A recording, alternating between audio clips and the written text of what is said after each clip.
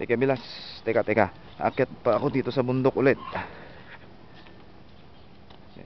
Yan yung bahay na Apo Ismin, yung kubo niya. Subukan mo nga dun sa taas. Teka lang.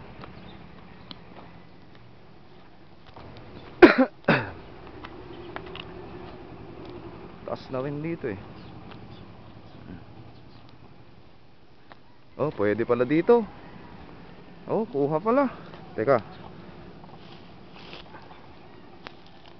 Dami kasing kwan. Teka lang Bilas ha.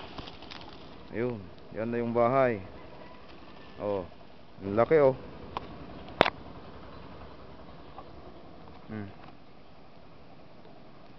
Laki talaga pag nandito ka sa taas. Ayun siya oh. Dito na ako sa taas ng bundok. Pag nalagyan ng bubong to Bilas, ay nako, mas lalo pang lalaki yan. Pag nalagyan ng bubong to.